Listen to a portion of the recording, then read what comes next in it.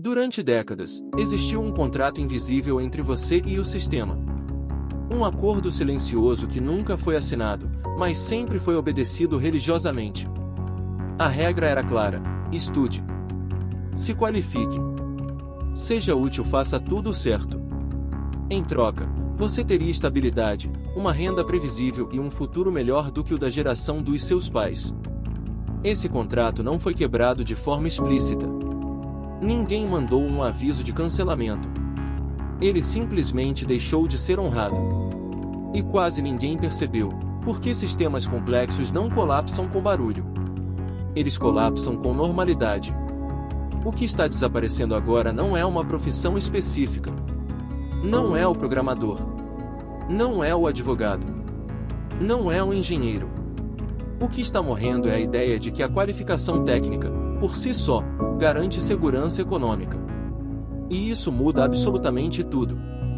Porque quando a base da promessa social desaparece, todas as decisões que você fez em cima dela começam a ruir em cadeia. Mas antes de entendermos por que o seu diploma pode ter se tornado apenas um papel caro na parede, verifique se você já está inscrito aqui no novo eixo. Nós analisamos os movimentos silenciosos que o mercado tenta esconder de você. Ative as notificações para não ser o último a saber. Por mais de meio século, o mundo funcionou com base em uma lógica simples: o conhecimento técnico era escasso. Pense no mundo de 30 ou 40 anos atrás.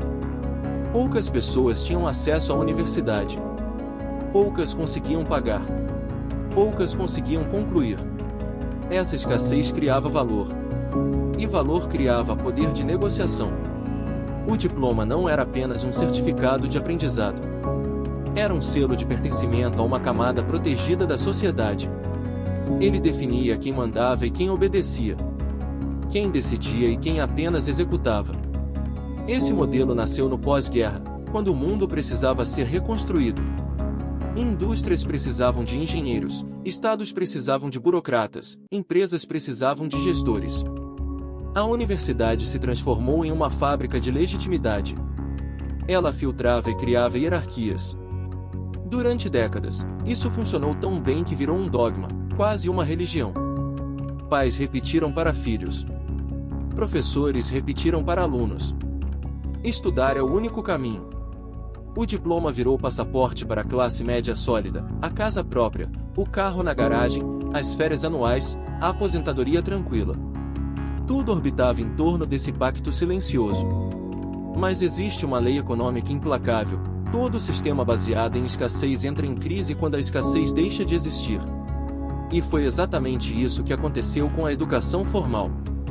O ensino superior foi industrializado, massificado, transformado em produto financeiro. Faculdades surgiram em escala industrial. Cursos à distância, diplomas rápidos, graduações comprimidas. O acesso aumentou, o volume explodiu.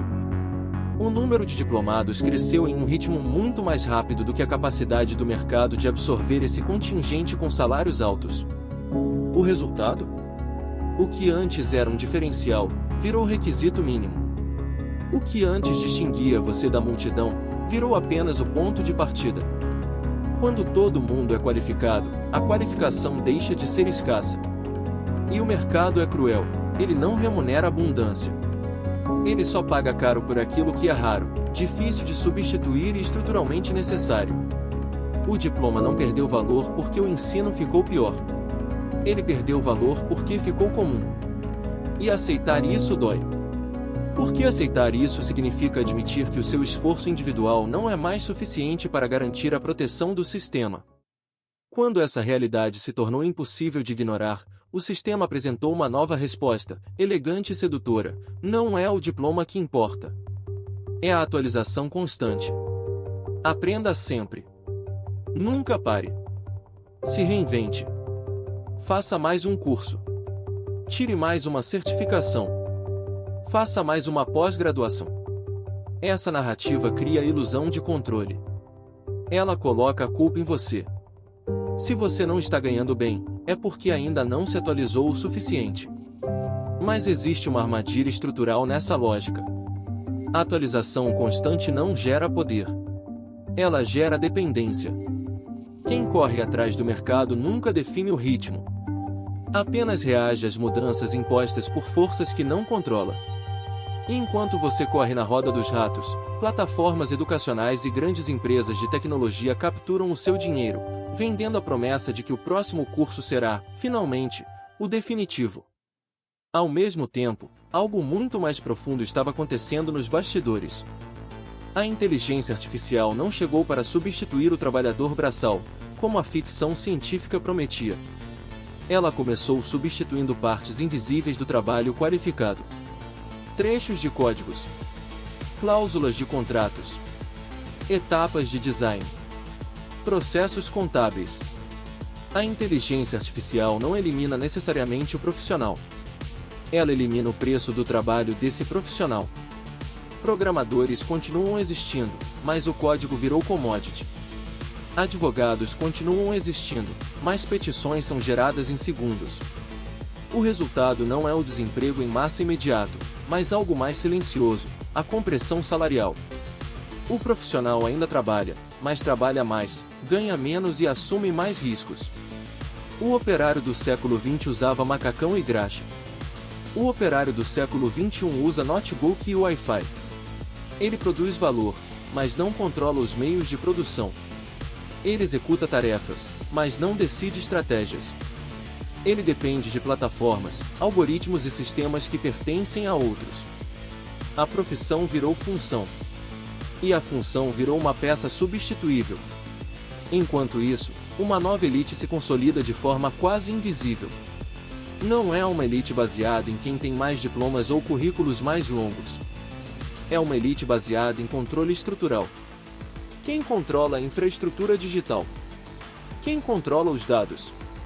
Quem controla a energia e a logística?